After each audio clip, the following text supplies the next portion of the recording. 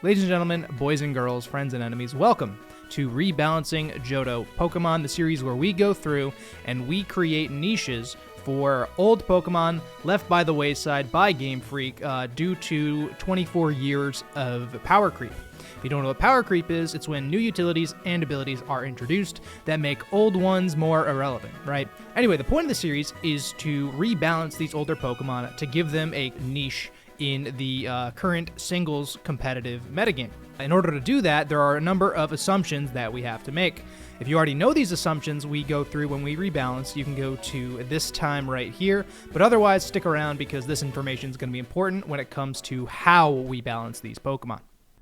Alright, so we're not changing the type chart or type matchups. That means fire is still super effective against grass, grass is still super effective against rock, and rock is still super effective against ice. All of that in vanilla Pokemon remains consistent in our rebalancing. We're not changing the effects of abilities. Instead, we're going to opt to change worse abilities for better abilities that still fit the Pokemon thematically. We're not going to change the base power, power points, or accuracy of any moves. That means we're not going to be giving something like Fire Spin 80 base power, or Dynamic Punch 20 PP, or making Blizzard an 100% accurate move. All the moves are going to stay consistent as they are in vanilla Pokemon. Now, the most important assumption is that these changes have to fit thematically, so we're not going to be giving something like Quagsire's Sacred Fire. Sure, it would be funny, but it doesn't make any sense. We're also not going to be giving a Pokemon like Charizard an ability like Storm Drain, because that doesn't line up with what Charizard is, nor how it's functioned in any games/lore. This is also a meta without Mega Evolutions, Z-moves, or Dynamaxing/Gigantamaxing, so we're not going to be creating Mega Evolutions, creating custom Z-moves, or including Dynamaxing/Gigantamaxing in our rebalancing. It is just the base Pokemon. So remember guys, if you enjoy the content, make sure to leave a like, comment, and subscribe. And without further ado, let's get started. Alright, yeah, so that brings us to Espeon, and Espeon is one of those Pokemon that it's a little bit underwhelming overall. Just being a Psychic type, not exactly very large either, pretty frail. Only access to Magic Bounce and Synchronize, but honestly, I don't think it needs to be changed all that much. I mean, base 130 special attack is really, really high. Base 110 speed's also high, and Magic Bounce is a fantastic ability. So while it's not the bulkiest Magic Bounce user, it does indeed have a niche as a fast Magic Bounce user, and especially one that's able to hit relatively hard. Now, it does have access to like Psychic and Shadow Ball and stuff. So in my eyes, I believe that Espeon is fine as it is, but it's like just on the cusp of needing to be rebalanced. But right now, I don't think I'm going to touch Espeon. I think that it's fast. I think it's strong enough to warrant a place in the current meta. Bringing us into Umbreon, and Umbreon is a Pokemon who I consider to be really, really good. I mean, Foul Play, Wish Passing, Toxic Sets, this thing is super bulky, Inner Focus and Synchronize, you can't make it flinch, and even if you Toxic it, there's potential of you getting Toxic right back from it. So even if you try to break down this wall, there's a potential of the hit actually backfiring on you.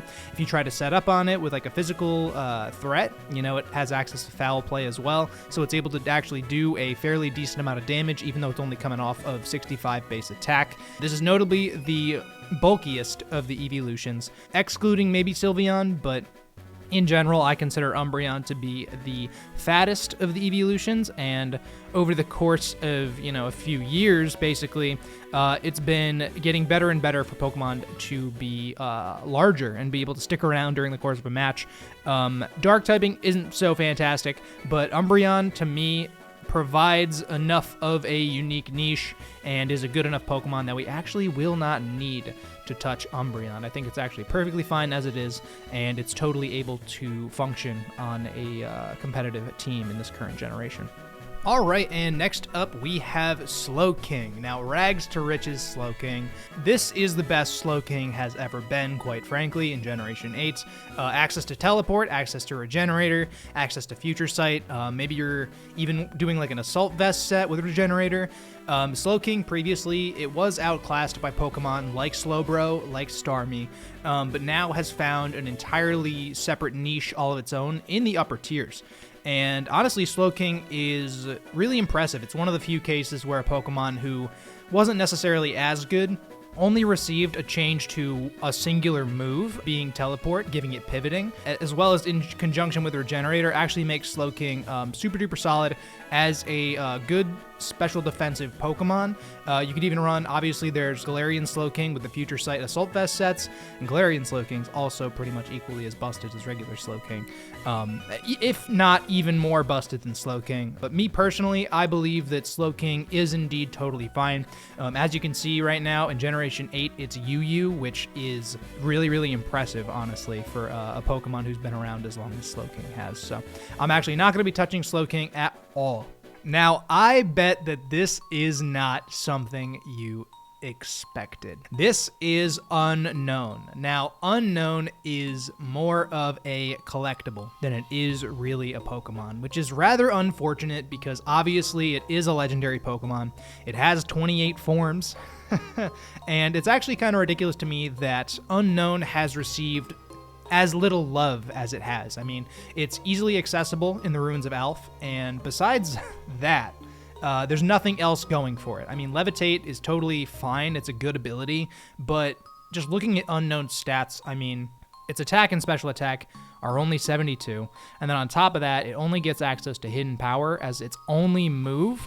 So, you know, what exactly can Unown do? It can run Hidden Power Psychic with a choice spec set, but that's it. It's actually a complete joke of a Pokemon. Like, even worse than Pokemon like Ledium.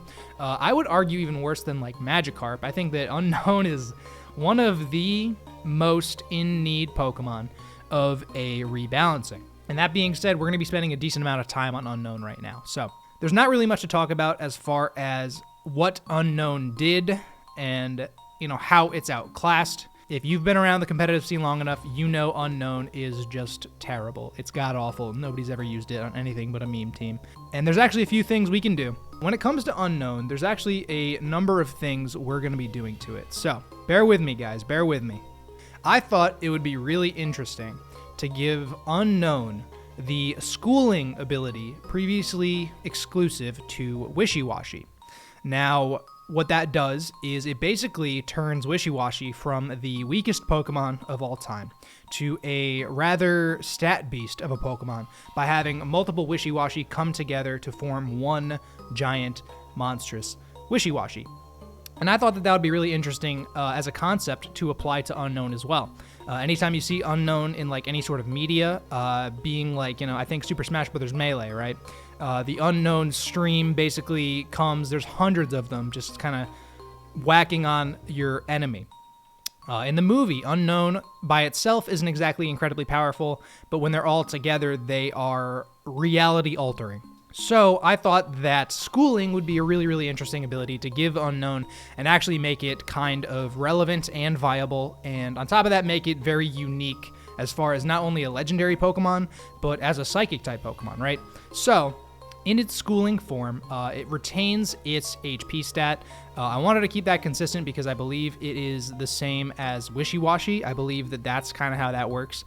I'm going to add 36 to its attack, 36 to its special attack, keeping the speed the same, and then I'm adding 86 to both of its defenses, basically buffing it to 580, which is the standard for legendary Pokemon, pretty much. Legendary Pokemon that aren't like box art legendaries, right? So think, you know, Suicune, Entei, Raikou, think, let's see, the Regis, you know, that sort of thing, right? Around that area is the level of power that I want Unown to have. Now, what schooling does basically is if you fall below a certain threshold, you will turn back to the regular Unown, so your stats will indeed go back to normal. But really, what we're going to be changing with Unown is its access to a bunch of different moves. So obviously, previously, Unown only had access to Hidden Power, and it could only run Hidden Power of a single type. So the additional moves we're going to give to Unown. Now, I'm just going to list them off because obviously there's so many. Confusion, Psybeam, Psychic, Psyshock, Future Sight, Extrasensory, Psycho Cut, Stored Power, Synchronoise, Hyperspace Hole, Expanding Force, Eerie Spell. As far as coverage goes, I want to give it Ancient Power, Power Gem, Nature Power, Secret Power, Round, Echoed Voice, Hyper Voice, and Hex.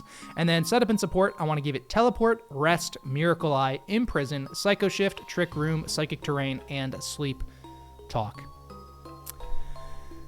Whew. Oh man, okay, that was a lot back to back. That was a lot to throw at you. But this is basically Unown's entire moveset, right? It's not like, oh, we're giving 2 moves to a Pokemon that already has learned 50 moves, right? Unown has literally only learned 1 move, so we had to give it a decent amount of moves in order to, you know, create an ability for Unown to actually function as a Pokemon, right? This comes with a lot of Psychic Stab moves. Unown will never really change its type. It still has access to Hidden Power if it wants to use it.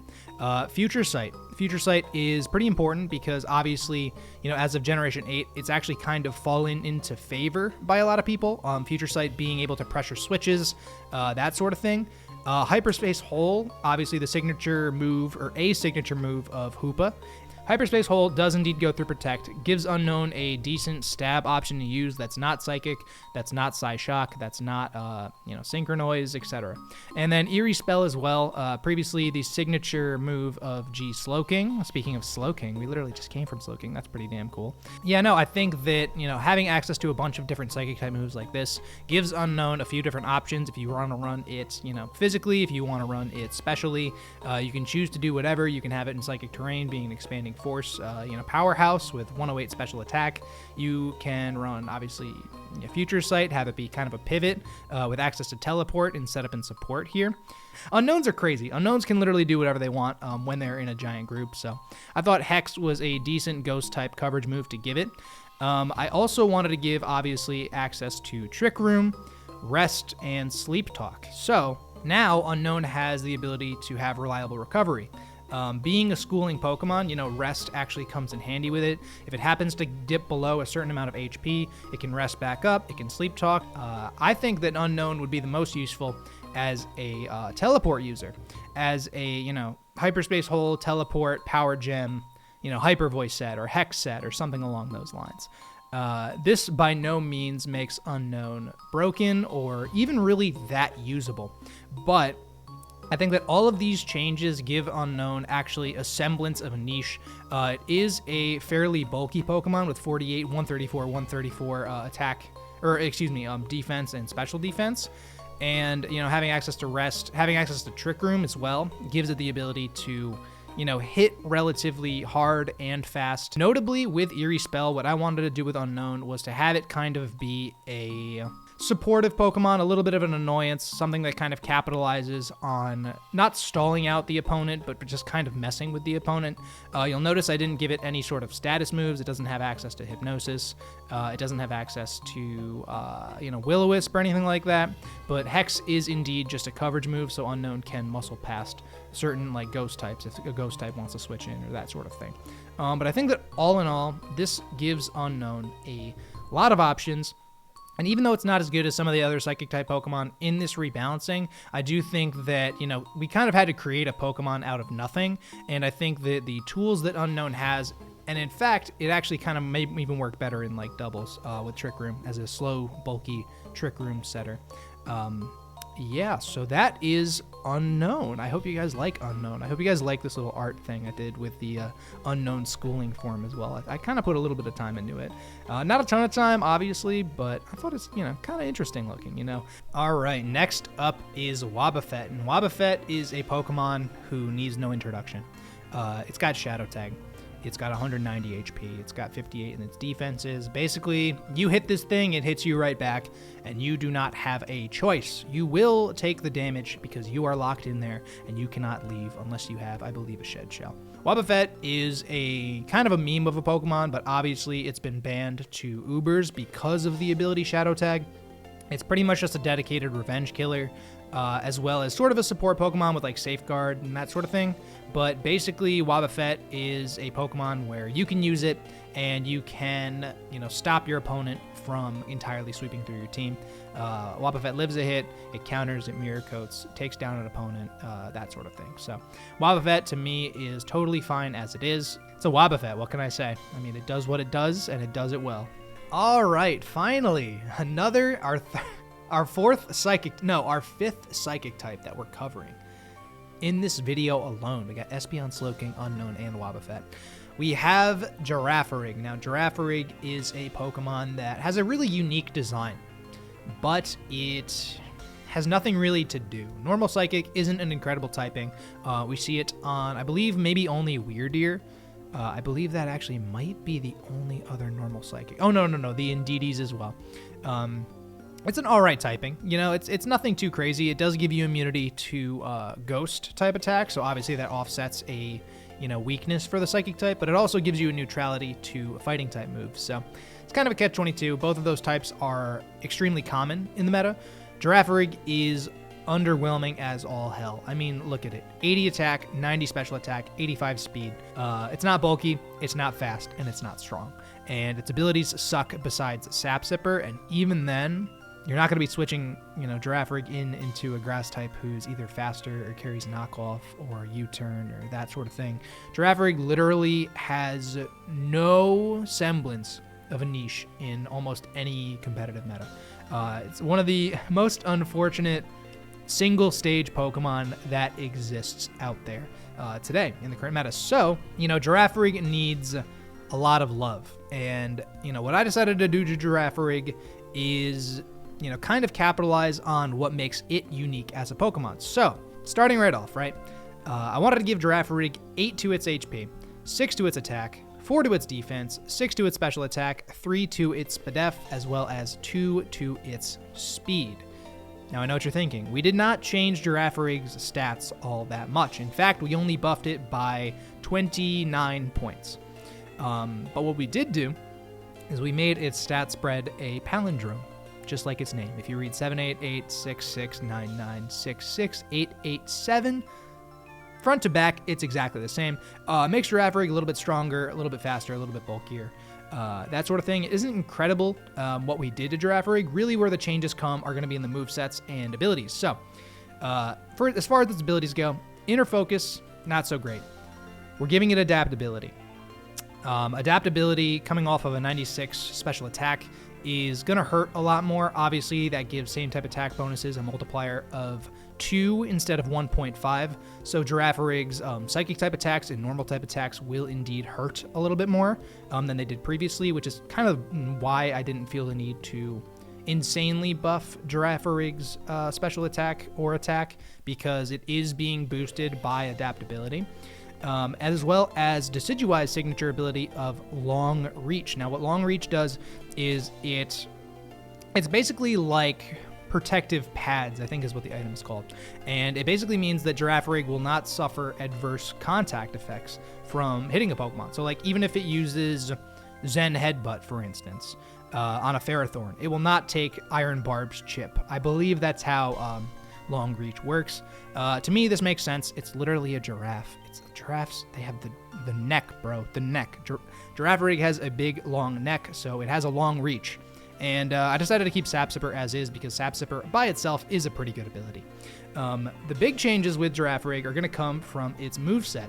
And this surprised me, too, as I was going through Girafarig, I was surprised at how very little Girafarig had on its side. It has very little coverage, surprisingly. As far as its same type attack bonuses go, I wanted to give it Double Edge, and I wanted to give it Terrain Pulse. I wanted to give it Synchronoise and Expanding Force. Synchronoise in particular is interesting because it's a normal psychic type, and there's just a lot of normal types in general. Obviously, it's not something you're necessarily going to want to run all of the time, but I figured it was an interesting little option for it. The heavy hitters are indeed Double Edge and Expanding Force. Now, I believe Girafarig isn't even in Sword and Shield, so Expanding Force is kind of a given. It's a psychic type, yada yada.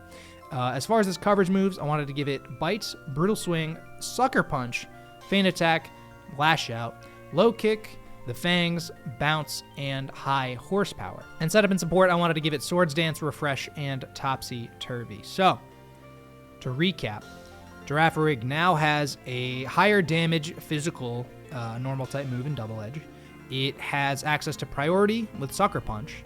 It has access to the Fang moves as well, which I figured to be, entirely absent from its moveset, considering that Girafarig's tail, literally, it's just known for biting things, right? Having access to the Feint moves, Bite. Does this thing have Crunch already? I feel like this thing already has Crunch. Hold on. I need to make sure. Yeah, it has Crunch already. It are like Earthquake, Energy Ball. Okay, it does have Foul Play. Its coverage actually isn't as terrible as maybe I gave it credit for. But oh wait, it already has access to Sucker Punch. What the hell? Did I even look at this? So as it turns out, Girafarig actually already has access to Sucker Punch. I just kind of put that on there, so you're just going to need to ignore that. But basically what this does for Girafarig is it gives it a niche over other normal types and over other psychic types by, having adaptability, having an alright speed tier, being able to, even run a Choice Scarf if it wants to. It can run a Trick Choice Scarf set. It can run a Choice Band Trick set. And coming off an adaptability, Choice Banded Adaptability Double Edge is insanely strong. It already has access to Hyper Voice as well, so, you could even run a Trick Choice Specs set, Choice Specs Psychic, Choice Specs Hyper Voice, being able to cripple walls or hit something incredibly hard. Access to Priority Sucker Punch as well is also really, really nice. Mostly, I just wanted to separate Girafarig from the other normal Psychic types, being Weirdeer, even though we haven't really seen it in competitive, as of the time of this video's recording, obviously. And the Indeedis, who have, obviously, Psychic Surge and Expanding Force, Mystical Fire, that sort of thing.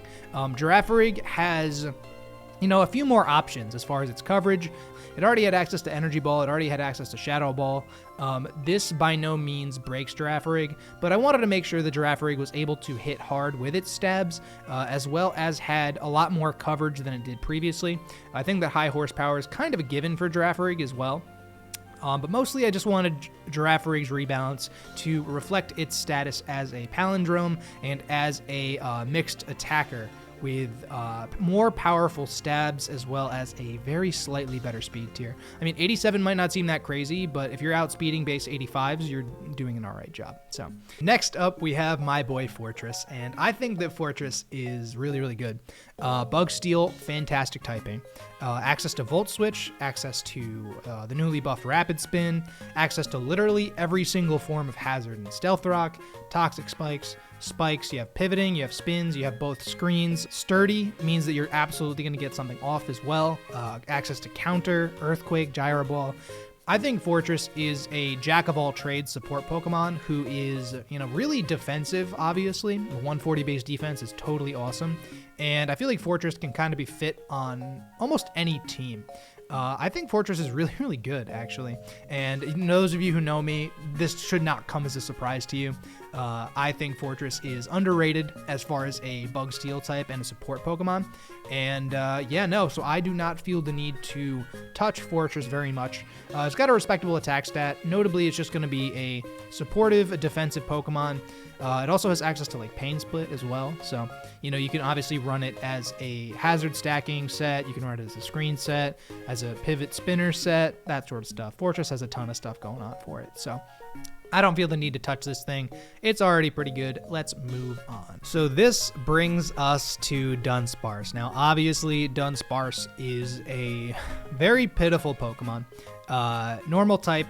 It's, has an alright stat spread. I mean, 100 HP, 70 attacks, not that impressive. 70 defense isn't that impressive.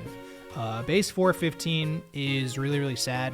What really makes Dunsparce moderately acceptable is its access to both Serene Grace, Glare, Body Slam, that sort of thing, right? Dunsparce is, by all means, just completely outclassed by almost every single normal type. It is super slow. It isn't really even that bulky. I mean, 110 or 100 HP isn't crazy. And then combine that with 70 defense and 65 SPDEF means that Dunsparce isn't exactly going to live a lot of hits either. It does have access to Roost already, but Dunsparce being outclassed by all these normal types makes me want to give it a little bit more respect. So bear with me. We are going to be turning a Dunsparce from a pure normal type into a ground fairy type. Now, there's a couple reasons this makes sense. Obviously, Dunsparce literally has a drill on its tail, as well as almost every single Pokédex entry describes Dunsparce as digging through the ground to make its nests. It's basically a ground snake. It tunnels through Diglett's tunnels, etc. I think that it being a ground type makes entirely perfect sense, and the fairy type comes from Dunsparce being based on an ancient Japanese cryptid, basically like a blind snake. I think it's called a Tsuchinoko. And ground fairy is a type combination that we have yet to see in the Pokemon franchise, at least as of the recording of this video.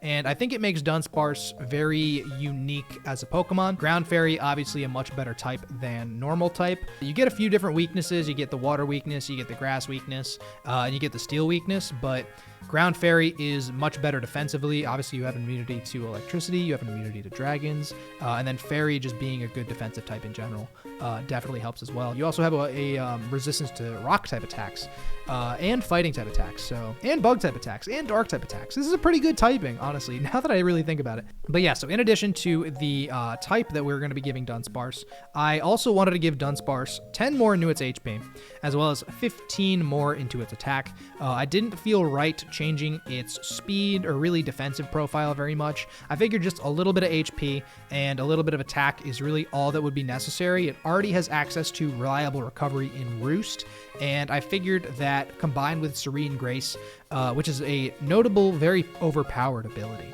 I did not want to make Dunsparce too powerful of a Pokemon.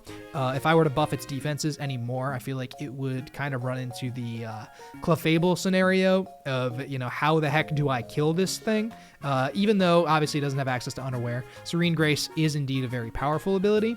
But I wanted to change Runaway out for Immunity. Immunity basically means that Dunsparce cannot get poisoned, so you cannot toxic Dunsparce. And it being a ground type as well, you won't be able to T-Wave it, so the only really status you can inflict is either paralysis from glare, or you can inflict a sleep or a burn. This in turn keeps Dunsparce alive for longer, and I think lets it function better as this sort of, support, bulky, ground fairy type that it is. As far as its moves go, I wanted to give Dunsparce access to Draining Kiss, Fairy Wind, Dazzling Gleam, and Play Rough. Obviously, it needed a physical fairy type move, and so Play Rough kind of fits the bill.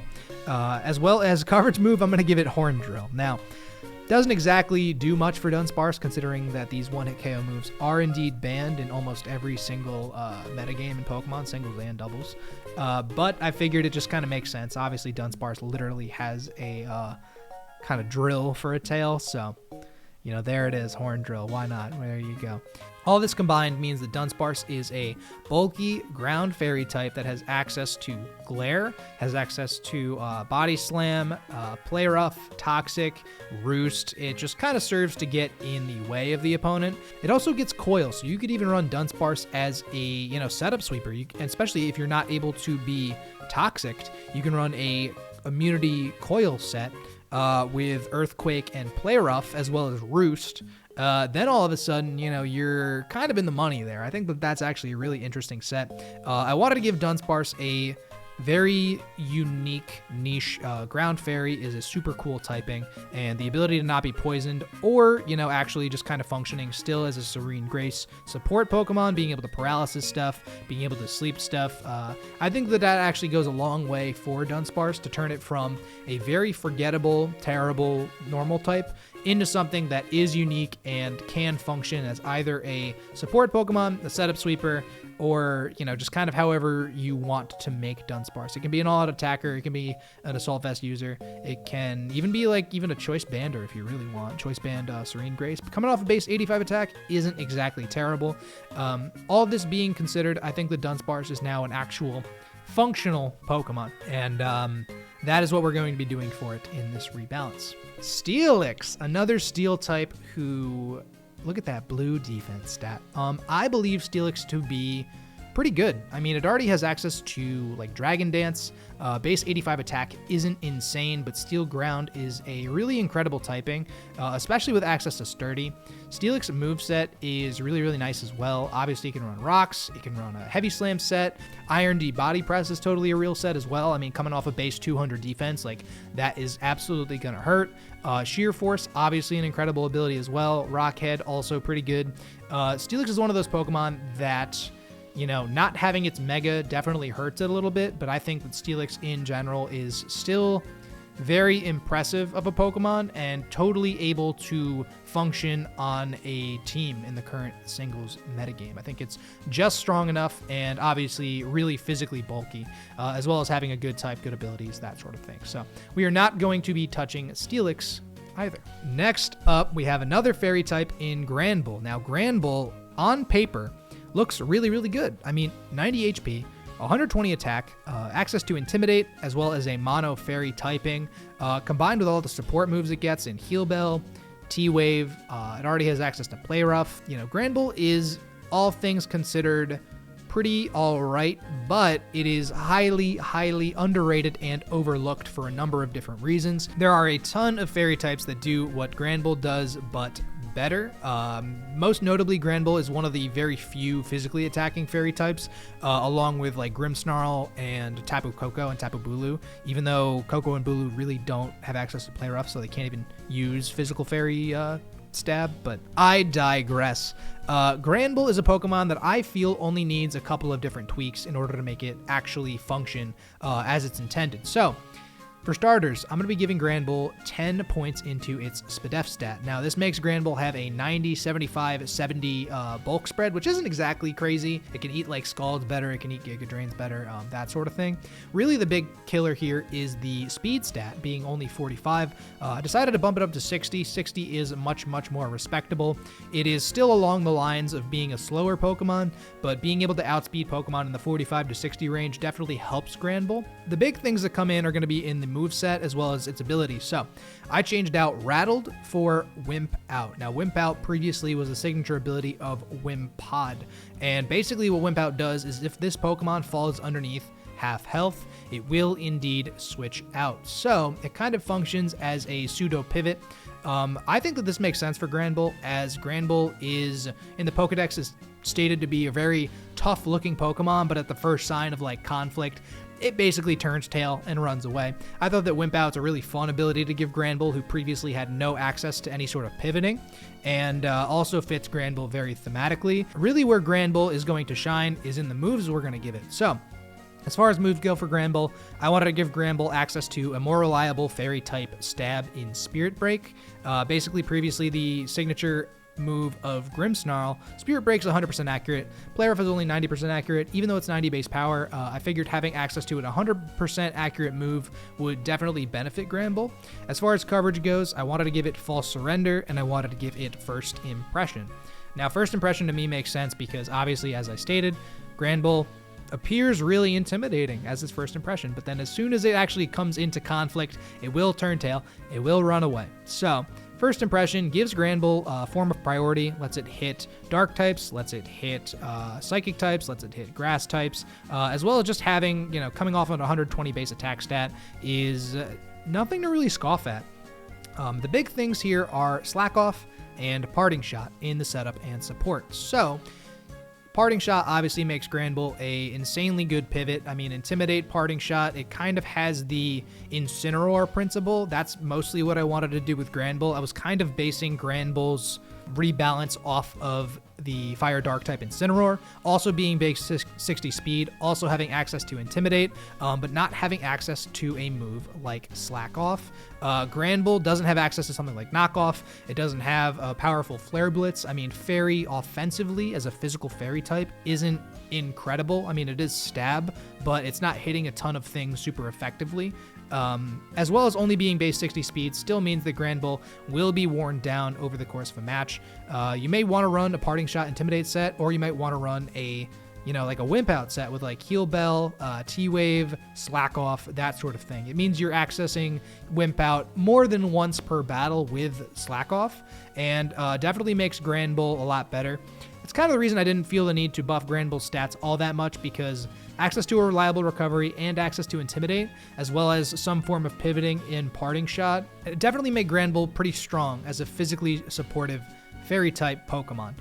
Is basically, I think that this all together makes Granbull a very worthwhile addition to teams, and while it may still be frailish and it may still be, kind of slow, I think that it actually gives Granbull a competitive niche on a lot of different teams who need both a Fairy type, an Intimidate user, even a Cleric, T-Wave support, and potentially even some priority in like First Impression or pivoting in Parting Shot. I think Granbull actually is a really fun and interesting Pokemon now that he's been a little bit rebalanced. And I think he's definitely functional in the current meta. And lastly, this brings us to Qwilfish. Now, Qwilfish, in the time between drafting Rebalancing Johto and when this video actually comes out, Qwilfish has gotten a regional evolution called Overquill, but we do not see that come off of base Qwilfish here. So we're going to be balancing base Qwilfish. We're not going to be touching Hisuian Qwilfish as one It's a little too early to tell because it's not even in the meta as of right now as this video is being recorded. And 2, obviously Overqwil exists, who is Poison Dark and is probably a pretty good Pokemon in its own right. So regular Qwilfish. Now regular Qwilfish is really interesting. It is decently fast at 85, pretty good attack stat 95, as well as access to Intimidate and Swift Swim. So Swift Swim, obviously, as I've expressed in previous rebalancing Pokemon videos, it's one of those abilities that was given to a lot of Pokemon. And when I say a lot, I mean it's literally the most common ability ever given to any Pokemon to this point. I'm pretty sure it's still the most common ability. I think it's Swift Swim by like a very large margin. I think it's only because of the sheer amount of water types. Qwilfish has a little bit going for it, but its stats definitely don't scream, I'm a good Pokemon. Base 440, nothing above 100, definitely hinders Qwilfish. So I wanted to give Qwilfish a few different things to improve it. I didn't think that Qwilfish is necessarily in need of an entire overhaul, but I did do a couple of things. So right off the bat, I'm going to be giving Qwilfish 20 more points into its defense stat, making it base 105. Combine that with Intimidate means that Qwilfish is actually going to be eating hits a lot better. Still only has base 65 HP, and I'm going to be giving Qwilfish 10 into its SPDEF. So its bulk spread is 65, 105, 65.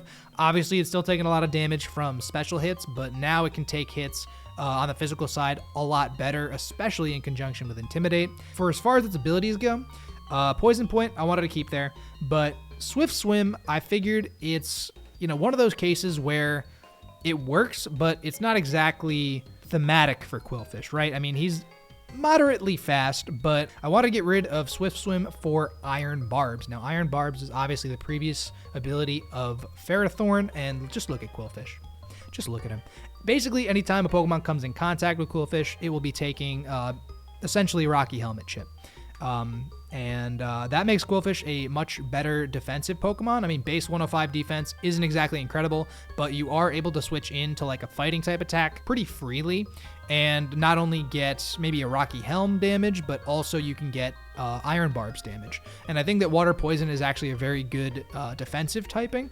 As far as its moves go, I wanted to give Qwilfish access to Body Press, and I also wanted to give Qwilfish access to Baneful Bunker. Now, Baneful Bunker, signature move of Toxapex, definitely a very interesting move. I mean, it only inflicts regular poison, but I figured it makes sense. I mean, literally, it's a blowfish, right? That's its whole thing, is to puff out its spikes and, protect itself from attackers.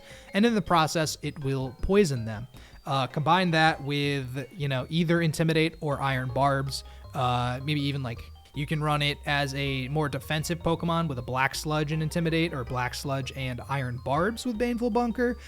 This basically opens the door for Qwilfish to come in, mess with physical Pokemon, and mess with the opponent's team, whether it be, statusing them with Baneful Bunker or T-Wave, whether it be setting up entry hazards like Spikes and Toxic Spikes, whether it be taking an opposing Pokemon down with it with Destiny Bond, or preventing it from setting up stuff with Taunt. I mean, there's just so many things that Qwilfish can do. If you want to run a Body Press set as well, coming off of base, 105 defense, that's not bad either, because Body Press is a pretty decent fighting type coverage move for something that otherwise didn't really get any fighting type coverage moves. I think that this makes Qwilfish very interesting and also much more attractive when it comes to running a water type on your competitive team.